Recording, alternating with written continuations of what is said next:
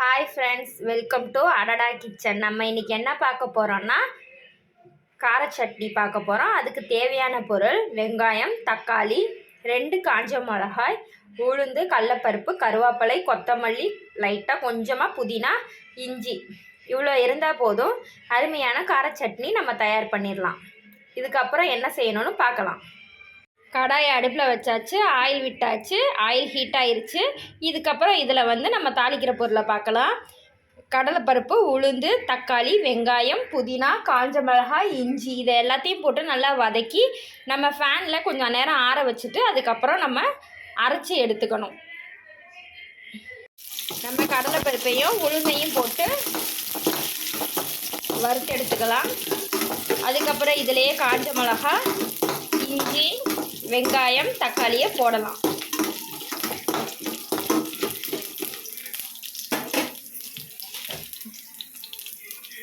இப்போ தக்காளி, வெங்காயம்,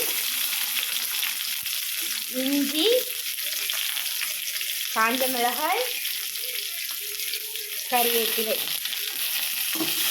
இது எல்லாத்தையுமே சேர்த்து நம்ம வதக்கி எடுத்துக்கலாம். வெங்காயம் ஃபஸ்ட்டு வதக்குவோம், ஆனால் இதுக்கு அவ்வளோ ஒன்றும் நம்ம தேவையில்லை.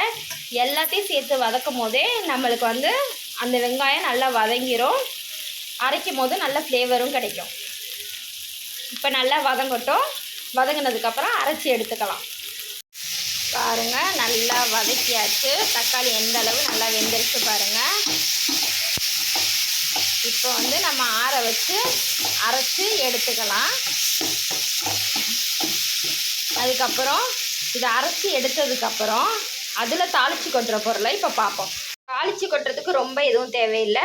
கொஞ்சமாக கருவேப்பிலை, கொஞ்சம் கடுகு, ஒரு 2 காஞ்ச மிளகா போதும். அதை அரைச்சி எடுத்தோன்னா அதில் நம்ம இதை அப்படியே தாளித்து கொட்ட வேண்டிய வேலை தான். அவ்வளோதான், கார சட்னி தயார். ஃப்ரெண்ட்ஸ், தாளித்து கொட்டியாச்சு. நம்மளோட கார சட்னி அருமையாக ரெடி ஆயிடுச்சு. தோசைக்கு, இட்லிக்கு வச்சு சாப்பிடுங்க, அவ்வளோ அருமையாக இருக்கும். சாப்பிட்டுட்டு கமெண்டில் டேஸ்ட் எப்படி இருக்குன்னு சொல்லுங்கள்.